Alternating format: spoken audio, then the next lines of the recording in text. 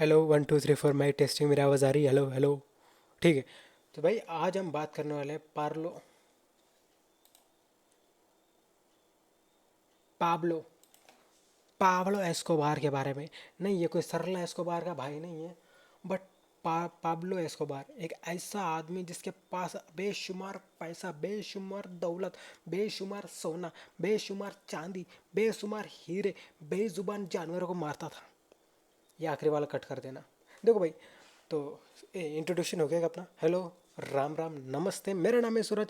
तुम देख रहे हो मेरा यूट्यूब चैनल। अभी तक तुमने इस चैनल को सब्सक्राइब नहीं किया तो जल्दी से कर लो, क्योंकि 555 लोगों ने अपने अपने चैनल को ज्वाइन कर लिया है। धन्यवाद उन सब लोगों का। माता रानी उनके परिवार को खुश रखे और हमें मोनेटाइज कर दे जल्द से जल्द। खैर छोड़िए, हमारा पर्सनल मैटर है। 1 मिनट होने को आया है। देखो, पाब्लो एस्कोबार एक ऐसा ड्रग डीलर, मतलब कि पूरे वर्ल्ड का सबसे बड़ा ड्रग डीलर। ये समझ लो कि उसने अपने ड्रग को शिपमेंट करने के लिए, यहाँ से वहाँ इंपोर्ट एक्सपोर्ट करने के लिए, भाई उसने इस हद तक सबमरीन, अंडर वाटर पनडुब्बी उसने खरीद रखी थी। हाँ, और कई सौ बंगले, कई सौ एरोप्लेन, खुद के प्राइवेट जेट।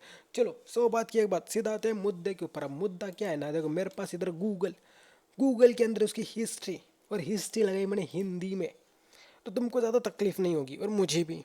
हाँ, क्योंकि इंग्लिश मीडियम के पढ़े हुए बच्चों, तुम प्लीज़ अपनी वीडियो से ज़रा दूर रहिएगा, बिकॉज हम हिंदी मीडियम में पढ़े हुए हैं। हिंदी है, हम Hindi. Okay, so are you ready boys and girls? शायद सिर्फ बॉयज़ देख रहे होंगे। ओके, 3 2 1।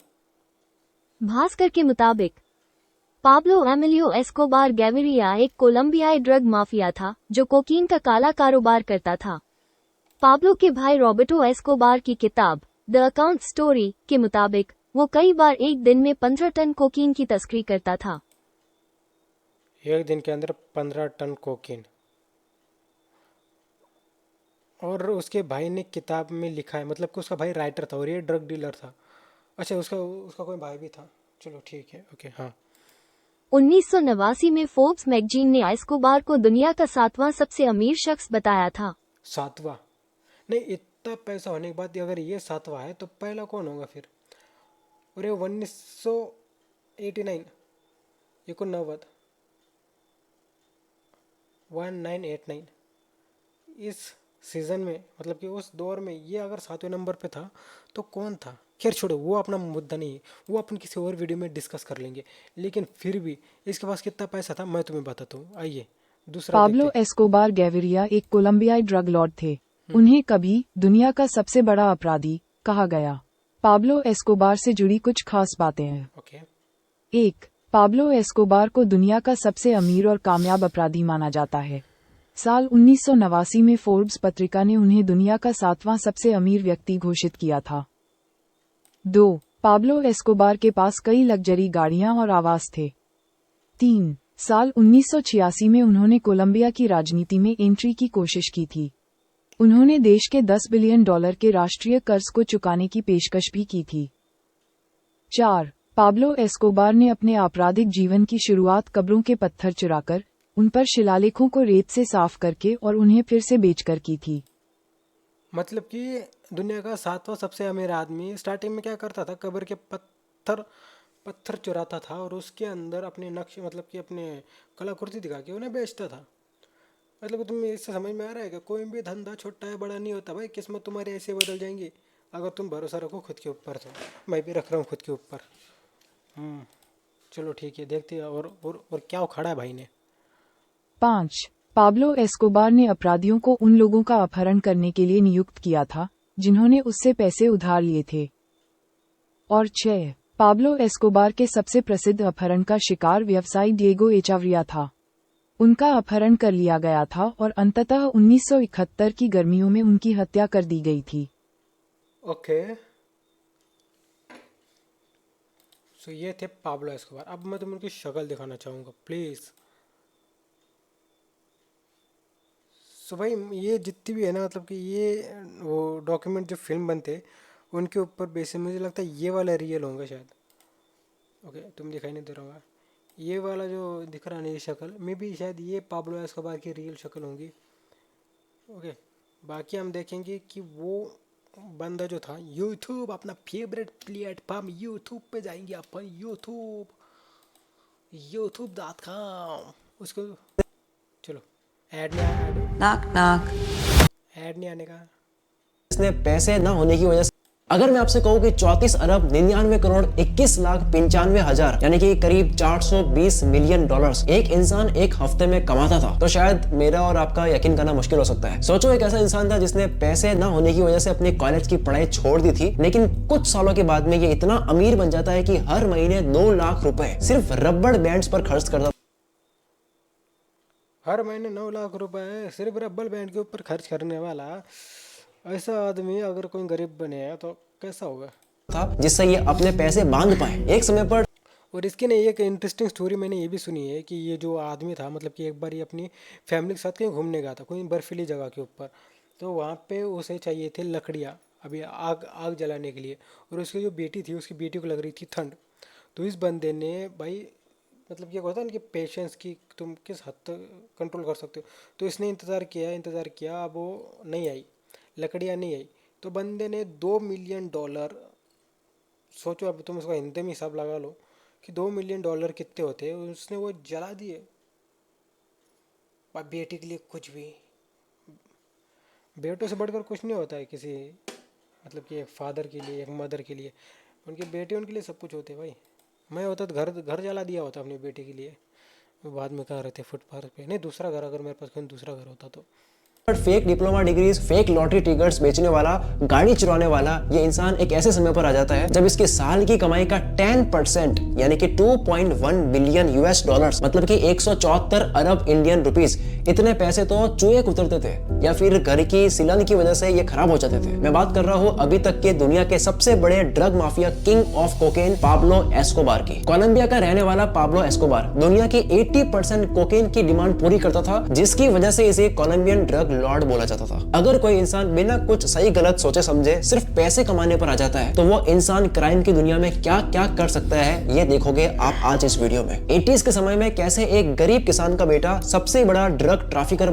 भाई ये जितने भी कुछ ऐसे बहुत बड़े लेजेंडरी काम होते हैं ना, इनके पीछे तुम ध्यान से देखना, इनके पीछे एक चीज़ कॉमन होती है, वो है गरीबी। अभी वो फरारी, मतलब कि जो फरारी का जो ओनर, मतलब कि मैंने सुनी है ऐसी स्टोरी कि जो फरारी का ओनर है उसने क्या किया ना कि फरारी, मतलब कि तुम्हें कैसे बताऊँ यार, तुम मेरी बात को समझ रहे हो ना? ओके, तो समझा। तो जो मतलब कि जब फरारी, मतलब कि एक गरीब, मतलब कि जो फरारी बनाने वाला था ना फर्स्ट, जिसने कंपनी बनाई, वो एक फार्मर का बेटा था। यार 10 मिनट हो गया यार, इधर ही 9 मिनट।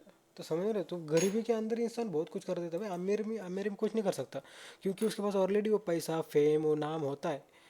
हाँ, अपने बाप का, दादाजी का, या फिर परिवार का। एक गरीब इंसान ही वो आग लगा सकता है। बन जाता है, कैसे एक मामूली सा किडनैपर इतना पावरफुल बन जाता है कि अपने हिसाब से देश का कानून बदलवा देता है। आइए देखते हैं सब कुछ पूरी डिटेल में।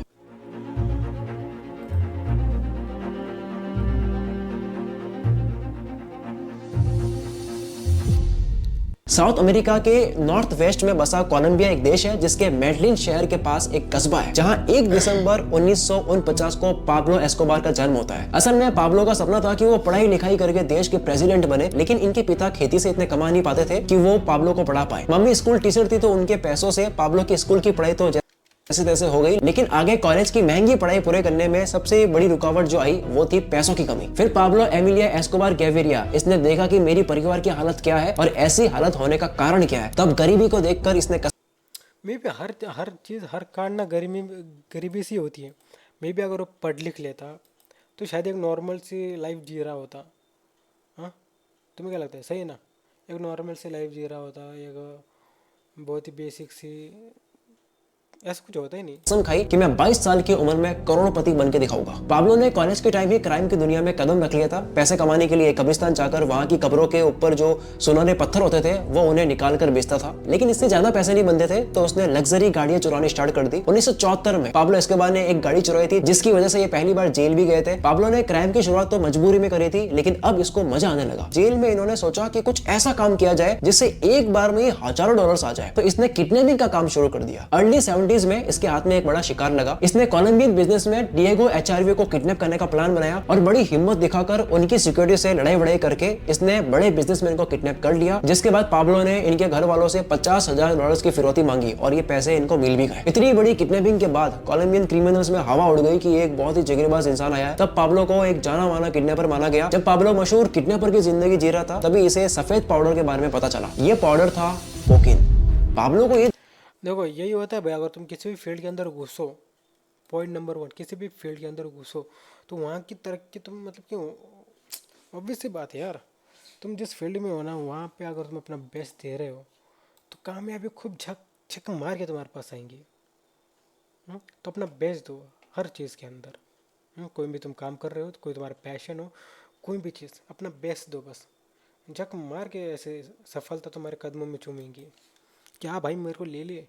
दिखा कि 10 किडनैपिंग करने के बाद में जो मैं पैसा कमा रहा हूँ उतना तो पैसा इस छोटे से पैकेट को डिलीवर करने के बाद लोग उठा रहे हैं। तो पाब्लो ने एक गैंग ज्वाइन कर ली जो ड्रग डिलीवर करने का काम कर रही थी और फिर पाब्लो बड़े बड़े ड्रग डीलर्स के साथ में भी काम करने लग गया। एक दिन जब 14 किलो की ड्रग डिलीवरी करने गया तो वहां पर एक ड्रग माफिया से बहस हो गई। इस ड्रग माफिया का नाम था फैब्रियो रेस्ट्रेपो, जो कि कोई आम ड्रग माफिया नहीं था, ये मेडलिन का मोस्ट पावरफुल ड्रग लॉर्ड था। पाब्लो और फेबियो डील कर रहे थे जिसमें फेबियो ने इसकी बेइज्जती कर ली तो पाब्लो को गुस्सा आने लग गया, जिसके बाद में वो फेबियो को कॉलर पकड़ने लग जाता है, मारने लग जाता है। उस वक्त वहां करीब 10 से 12 लोग हो गए जिनसे पाब्लो अकेले ही भिड़ जाता है। पाब्लो कुछ टाइम के लिए अपना दिमाग खो बैठा था, ये गन उठाता है और फेबियो को जान से मार देता है। यह पाब्लो एस्कोबार का पहला मर्डर था। इतने बड़े ड्रग माफिया को मारने के बाद इसका ड्रग इंडस्ट्री में काफी बड़ा नाम हो जाता है। पाब्लो इस कोकीन की दुनिया में इतनी तेजी से कमा रहा था कि चारों ओर इसका दबदबा बन चुका था। मार्च 1976 इसने 15 साल की लड़की से शादी कर ली और शादी के कुछ महीनों बाद उसी साल पाब्लो ने मेडलिन कार्टेल नाम का एक ड्रग बेचने वाला ऑर्गेनाइजेशन बना लिया। ये पहला ऐसा बंदा था जो यूएस बॉर्डर के अंदर जाकर वहां के लोगों को ड्रग बेचता था, जिसका रिजल्ट ये आया कि कुछ समय में वहां के लोगों को कोकेन की बहुत ज्यादा लत लग गई और फिर पाब्लो का ये ऑर्गेनाइजेशन मंथली 70 से 80 टन कोकेन यूएस में बेचने लगा। अब हम बात करें 80s के समय की, तब पाब्लो एस्कोबार इतना अमीर बन चुका था कि उसके खुद के पास में 20 हेलीकॉप्टर्स थे, 2 सबमरीन्स थी और 32 यॉट्स थे। जरा सोचिए, सबमरीन्स तो बड़े बड़े देशों के पास भी नहीं होती थी, लेकिन ये अकेला इंसान इतना पैसा कमा रहा था कि इसने अपनी प्राइवेट सबमरीन्स खरीद ली थी। इन सारे साधनों को पाब्लो सिर्फ ड्रग स्मगल करने के लिए इस्तेमाल कर रहा था। इसके अलावा 142 एरोप्लेन्स पाब्लो के पास थे जो मदद करते थे ड्रग स्मगल करने में। Pablo 142 plane.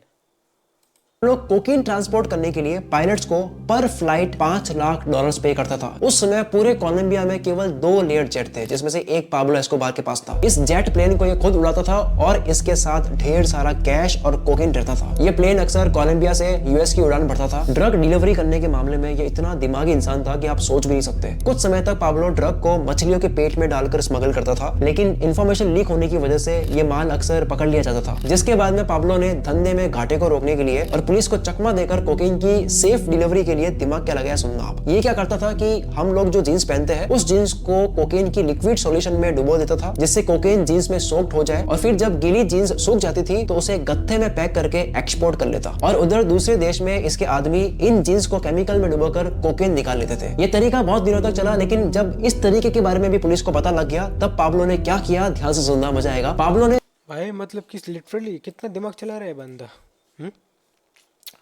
तभी मैं सोचू इसके ऊपर इतनी फिल्में क्यों बन रखी है। लिटरली बंदे ने पूरा मार्केट ही क्रैश करके रख दिया। देखो आज का वीडियो ना थोड़ा बड़ा हो सकता है, 14 मिनट हो चुका है, 14 मिनट के 20 मिनट भी हो सकते हैं, क्योंकि अब मैं रुक नहीं सकता और हर बार ना मैं 10 मिनट में वीडियो रोक देता हूँ। तो मैं भी, अगर तुम इंटरेस्टेड हो, तुम अभी भी देख रहे हो तो प्लीज़ डू सब्सक्राइब, लाइक कर दो। अब आगे देखते हैं कि क्या क्या होगा इसने। क्या तुम्हें क्या लगता है, कमेंट कर दीजिए। देख 1 मिनट देता हूँ तुम्हारे पास। चलो ठीक है, तुम कमेंट कर दो सेकंड प्लान इसने क्या किया होगा। अभी हम सुन लेते हैं खुद। जीन्स को एक्सपोर्ट करना चालू रखा, बंद नहीं करा। बस अब फर्क इतना था कि कोकेन अब उस जीन्स में नहीं, उन गत्तों में होता था जिसमें ये जीन्स पैक करी जाती थी। वही सेम प्रोसेस फॉलो होता था। जीन्स की जगह गत्तों को कोकेन के लिक्विड सॉल्यूशन में डुबोकर सुखाया और फिर उसमें जीन्स पैक करके दे दी। पुलिस उन जीन्स को चेक कर रही थी जहां पर कोकेन है ही नहीं और गत्तों को फेंक देती थी। फिर वहां पाब्लो के आदमी गत्तों को कूड़ेदान से उठा करके उससे कोकेन निकाल लेते थे। इस तरह के कई पेतरे पाब्लो के पास थे जिनकी मदद से वो रोज 15 टन कोकेन यूएस में बेचने लगा था। देखो 15 टन पता कितना होता है? और भी इलीगल तरीके से बेचना मतलब कि और भी ज़्यादा मुश्किल। ऐसे ही नहीं बोलते वो इसको, ड्रग क्या बोलते इसको, पाब्लो एस्कोबार ड्रग किंग। या फिर ऐसे ही नहीं, इसने इतने सारे पैसे कमा लिए। सप्लायर की नीड मतलब कि ये ऐसा दुकानदार है जिसने अपने कस्टमर को सेटिस्फाइड रखा कि तुम कहीं भी ब्रो दुनिया कोने में तुम्हें डिलीवर कर दूंगा। तुम ड्रग करोगे बहन चो, तुम मरोगे नशे से लेकिन तुम करोगे ज़रूर। वाह, डेडिकेशन हो तो इस बंदे जैसा। ऐसा नहीं, नहीं सर बहुत पुलिस का बंदोबस्त है, उधर अपन नहीं आ सकता, उधर इधर आओ गांजा फूक के चले जाओ पॉकेट में। नहीं। बात चल रही है बहुत पैसों की, और पाब्लो एस्कोबार जितना पैसा तो हमारे पास है नहीं, लेकिन हाँ हमारे पास में स्मार्ट माइंड जरूर है जिससे हम पैसा बचा सकते हैं। इसलिए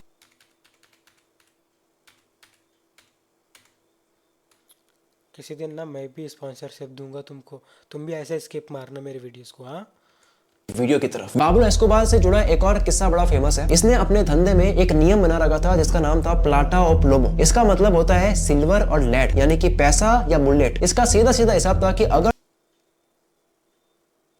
प्लाटा और फोबो कहीं तो सुना हुआ लग रहा है यार ये।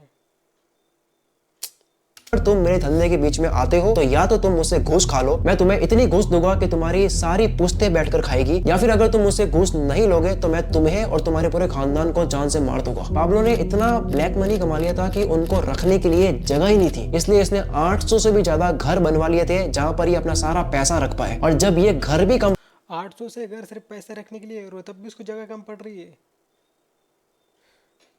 भाई ये बंदा यार कसम से लिटरली यार दिमाग हिला रहा है ये पाब्लो एस्कोबार।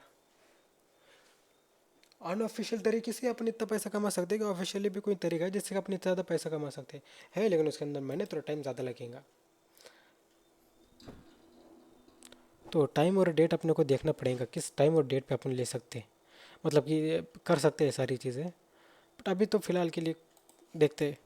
पढ़ रहे थे तब इसने जमीन खुदवाकर अपना पैसा रखवाना शुरू कर लिया। इसकी अमीरी का अंदाजा इस बात से लगा सकते हैं, जो कि काफी फेमस किस्सा है, कि एक बार अपनी फैमिली को बहुत ज्यादा ठंड लग रही थी और ठंड से बचाने के लिए इसने पूरी रात 2 मिलियन यूएस डॉलर्स आग में जला दिए, जो कि लगभग रुपीज में होते हैं 16 करोड़ रुपए। पाब्लो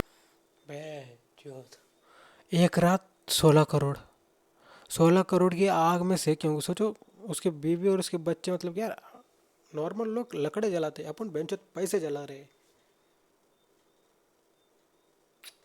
खैर छोड़ो।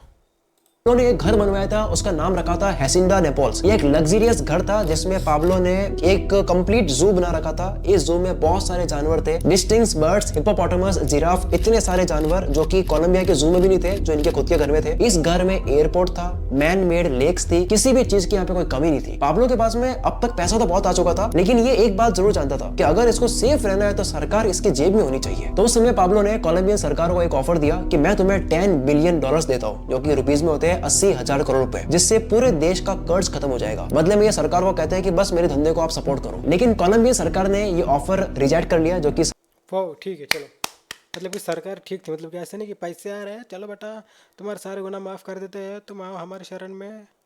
नहीं, रूल इज़ रूल। कर्जे में रहेंगे, कायदे में रहेंगे, फ़ायदे में रहेंगे, हराम का पैसा नहीं लेंगे। वाह, ये मतलब कि ये गट्स ना बहुत कम लोगों में होती है। ये ठीक यार, इंटरेस्टिंग। सही बात है। जिसके बाद इसने खुद पॉलिटिकल पावर में आने का डिसीजन लिया और अपनी मनी पावर से देश की जनता में एक ऐसी छवि बनाने की कोशिश करी, जस्ट लाइक रॉबिन हुड। इसने बहुत से चर्च बनवाए, पार्क्स बनवाए, फुटबॉल स्टेडियम, हॉस्पिटल, स्कूल बनवाए और वहाँ के गरीबों को मुफ्त में पैसा देना भी शुरू कर लिया। इन अच्छे कामों की वजह से 1982 में पाब्लो एस्कोबार को as a alternate member of Colombian Congress elect किया गया। जैसे यहाँ के लोकसभा के रिप्रेजेंटेटिव होते हैं, वैसे ही यह पावर इनके पास में ज्यादा देर तक रही नहीं। 2 साल के बाद 1984 में इन्हें मजबूरन अपने पद से इस्तीफा देना पड़ गया, क्योंकि अपोजिशन पार्टीज वाले जनता के सामने इनकी क्रिमिनल एक्टिविटीज को हाईलाइट करने लग गए। लेकिन इसके बाद में पाब्लो ने अपना काम और स्पीड से करना शुरू कर लिया। 1989 में फोर्ब्स ने पाब्लो एस्कोबार को वर्ल्ड का 7th रिचेस्ट आदमी डिक्लेयर कर लिया। और इसके फक, कोई आदमी है जो मरे हुए मुर्दों के ऊपर के पत्थर बेचता था, कुछ ही सालों में वर्ल्ड का 7 रिचेस्ट आदमी बन जाता है। भाई एवरीथिंग इज पॉसिबल। भाई तुम ना डिमोटिवेट, मैं भी ऐसी वीडियो देखता हूँ ना तो मैं भी सोचता हूँ हो जाएगा बेटा, अपना भी हो जाएगा, मतलब सबका हो रहा है तो अपना भी क्यों नहीं होगा। आज नहीं तो कल अपने पास भी हो जाएगा यूट्यूब का काला पैसा। मैं भी शायद उसमें कुछ साल लग जाए, बट कोई ना कोई तो मिले अपने को पैसे वाले, कोई तो वीडियो चलेगा अपना, आज नहीं तो कल, नहीं तो परसों। की नेटवर्थ बताई 25 बिलियन अमेरिकन डॉलर, यानी कि आज के हिसाब से होते हैं 1825 अरब रुपए। ये पॉलिटिकल फील्ड में गया था दोस्ती करने, लेकिन हुआ इसका उल्टा, उस फील्ड के लोग इसके दुश्मन बन गए। लुइस कार्लोस गैलन सर्मिएंटो ये कोलंबियन प्रेसिडेंटल कैंडिडेट थे जो पाब्लो के दुश्मन बन चुके थे। तो 18 अगस्त 1989 को पाब्लो ने गोली मारकर इनकी हत्या कर ली। वो वो On 27 November 1989, avian flight 203 was destroyed by bomb। सोचा के ऊपर उड़ रही इस फ्लाइट में 107 लोग बैठे थे, जिसको पाब्लो एस्कोबार ने सिर्फ इसलिए उड़ा लिया था क्योंकि वो प्रेसिडेंटल कैंडिडेट सीजर गिविरिया ट्रूजिलो को मारना चाहते थे, लेकिन इनकी किस्मत अच्छी थी कि ये इस फ्लाइट में थे नहीं। पाब्लो ने अपने दुश्मनों को मारने के लिए खुद की एक अलग आर्मी बना रखी थी जिसका नाम था सेकेरियोस, और इसने करीब 16 अरब रुपए खर्च कर रखे थे सिर्फ अपने दुश्मनों को मिटाने के लिए। पाब्लो ने अपने जीवन में लगभग 4000 भाई इसको दुश्मनी नहीं बोलते, इसको पता नहीं क्या बोलते, लेकिन दुश्मनी तो नहीं बोलते। 16 अरब डॉलर सिर्फ अपने दुश्मनों को मारने के लिए। अरे यमदूत थे कि कौन थे, मतलब कि क्या सुपर ह्यूमन थे? हाँ, अरे घर के खाने के अंदर एक जहर की। Disclaimer, this video is only for entertainment person, don't take seriously at all, I am a very sweet and simple guy. पता नहीं क्या क्या बोल देता हूँ मैं।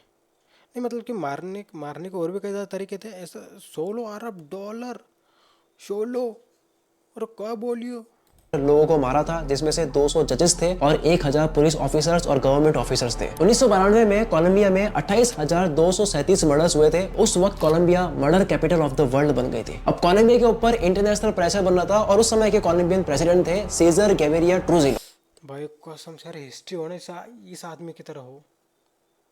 नहीं मतलब सॉरी, मैं गलत इन्फ्लुएंस नहीं कर रहा हूँ। ऐसा तुम मत करना। मैं भी शायद कोई एक ही ऐसा मतलब कि नहीं, गैंगस्टर मत बनो भाई, कसम। This video is only for entertainment person, don't take it seriously at all. मैं जोक मार रहा हूँ। मुझे अगर मेरी कोई भी बात में गलत लगती हो, पसंद नहीं आती हो, तो I am really sorry, but really it is very dangerous. जो पाब्लो के फ्लाइट वाले हमले से बच गए थे, इन्होंने कोलंबिया सरकार की तरफ से पाब्लो को सरेंडर करने के लिए वार्निंग दी, जिसके बाद पाब्लो ने कोलंबिया सरकार के सामने 2 शर्तें रखी। पहली ये कि कोलंबिया यूएस के साथ एक्स्ट्राडिशन ट्रीटी का समझौता खत्म कर दे। इस ट्रीटी के अकॉर्डिंग एक देश अपने क्रिमिनल्स को यूएस के जेल में भेज सकता था। पाब्लो का मानना था कि यूएस के जेल में सड़ने से अच्छा है कि कोलंबिया की मिट्टी में मिल जाओ। दूसरी शर्त ये थी कि पाब्लो एस्कोबार अपनी खुद की बनाई हुई जेल में रहेगा और इस जेल के कुछ किलोमीटर तक पुलिस नहीं आ सकती। कोलंबिया सरकार के ऊपर इंटरनेशनल तो प्रेशर था ही, दूसरा पाब्लो का भी दबाव था, इसलिए उन्होंने इस बार पाब्लो का नहीं मतलब कि ये क्या है, मतलब कि भैंचो तुम एक क्रिमिनल हो, लेकिन जेल में वही जाओगे जो तुमने बनाई है, और वहाँ पे कोई पुलिस वाला नहीं होगा। मतलब कि मैं जेल में रहूँगा, मेरी सारी फैसिलिटीज़ होंगी, बट मैं रहूँगा जेल में। ये बात ना कुछ हजम नहीं हो रही बेटा। मतलब इन शॉर्ट वो घर के अंदर ही है ना, ऐसे वैसे करके। हाँ, बाकी नॉर्मल जो कैदी होते हैं उनकी तरफ से ट्रीट करो। ये क्या है? प्रपोजल एक्सेप्ट कर लिया, और जरा सोच कर देखो आप भी कि क्या पावर थी उस इंसान की जिसने देश के कानून को बदलवा दिया और बोला कि मैं खुद अपनी बनाई हुई जेल में रहूंगा तभी सरेंडर करूंगा। इस जेल का नाम था ला कैथेड्रल। ये जेल किसी 5 स्टार होटल से कम नहीं थी। क्या नहीं था इसके अंदर? सी बात है भाई, वो अगर अपने खुद की बनाई जेल में रह रहा है, सिर्फ अकेला रह रहा है एज मतलब कि कैदी बन के, तो तुम्हें क्या लगता है कोई जेलर आके बोलेंगे उसे लाइन में खड़े रहे खाना खाने के लिए? भाई वो लग्जरियस होटल से 5 स्टार होटल से मतलब कि खाना, swimming pool, cinema hall, clubs, AC room, waterfalls, airport, सारी सुविधाएं थी इसमें। तो ऐसे जेल के अंदर तो मैं भी जाना चाहूँगा, प्लीज़ मैं भी जाना चाहूँगा। इस जेल में कैद होने के बाद भी पाब्लो ने अपना बिजनेस बंद नहीं किया। ये इसके अंदर से भी अपना बिजनेस चला रहे थे, इसीलिए ये लौड़े का जेल, जेल नहीं बोलते इसको, घर बोलते। फिर सब कुछ खत्म करने के लिए और इसको हमेशा हमेशा के लिए रोकने के लिए कोलंबियन गवर्नमेंट ने पाब्लो को इस जेल से शिफ्ट करने का फैसला किया। और जब पुलिस ऑफिसर्स को इस लग्जरियस जेल से लेने के लिए आ रहे थे, तब पाब्लो को इस बात की भनक लग जाती है और वो अपने साथियों के साथ में इस जेल से फरार हो जाते हैं। इसके बाद अगले 2 साल तक इसको कोई ढूंढ नहीं पाया। फिर यूएस और कोलंबियन गवर्नमेंट ने मिलकर एक टीम बनाई जिसका नाम था सर्च ब्लॉक। इस टीम के 600 आदमी पाब्लो को 24 घंटे ढूंढ रहे थे। अब हम उसी तारीख पर आ जाते हैं जो मैंने आपको याद रखने के लिए बोला था, जहां से ये सब कुछ शुरू हुआ था। 1 दिसंबर 1993 पाब्लो का जन्मदिन था। 44th बर्थडे के सेलिब्रेशन चल रहा था, तभी इसने अपने बच्चों और घर वालों से बस ऐसे ही बात करने के लिए कॉल मिला दी। जैसे ही इधर से कॉल गई, सर्च ब्लॉक की टीम ने इसका फोन ट्रेस कर दिया और इसकी लोकेशन पता कर ली। ये मैडलिन शहर के किसी घर में छुपा हुआ था। तभी उस रात को वहाँ ये टीम पहुंच जाती है और उस घर को चारों तरफ घेर लेती है। एक ऑफिसर पाब्लो के ऊपर गन तान देता है और 3 गोलियां फायर कर देता है। इस बंदे का पैसा कहाँ कहाँ छुपा हुआ था वो सिर्फ यही जानता था। इसके मरने के बाद इसके भतीजे ने मीडिया को बताया था कि उसको पाब्लो के घर में एक दीवार के अंदर $18 मिलियन मिले थे। पता नहीं इस तरह से इसने अपना कितना पैसा और कहाँ छुपा रखा था। तो ये थी पाब्लो एस्कोबार की पूरी कहानी। अगर आपको अच्छी लगी है okay okay okay okay, moral of the story, तुमको क्या सीखने को मिला बच्चों? सॉरी दोस्तों, क्या सीखने को मिला? पैसा कितना भी कमा लो, अगर थर्ड पार्टी एप्लीकेशन से पैसा कमाओगे या फिर बुरे रास्ते से पैसा कमाओगे तो कुत्ते की मौत मरोगे। कितना भी बड़ा तुम ऐसा मतलब कि हाँ हम खड़े सरकार से बड़े अरबों खरबों रुपए कमा लिए, लेकिन 2 mm की गोली जब बॉडी के अंदर घुसेंगी, वो भी सरकारी पुलिस ऑफिसर की, तो कुत्ते वाली फीलिंग आएगी। तो सौ बात की एक बात, कायदे में रहोगे तो फायदे में रहोगे। आई होप तुम मेरी बात को समझो। अदरवाइज टिचकियाँ टिचकियाँ टिचकियाँ। 25 मिनट का वीडियो हो चुका है यार। मे भी अगर तुम अभी तक ये वीडियो देख रहे हो तो मे भी शायद तुम्हें हमारी बातें या फिर हमारे इरादे, हमारे वीडियोस काफ़ी ज़्यादा पसंद आते होंगे। और अगर आते हैं तो आगे देखने के लिए सब्सक्राइब बटन दबा दे, फोकट में है। और लाइक बटन भी दबा सकता है अगर तेरा बड़ा दिल है तो। बाकी मैं मिलता रहूँगा तुम्हें ऐसे वीडियोज़ के अंदर के लिए, ऐसे वीडियोज़ इसी तरह की वीडियो लेते चलिए मिलते। राधे राधे, मिलेंगे आपको फिर कभी वीडियो में। चलिए मिलते हैं। राधे राधे राधे।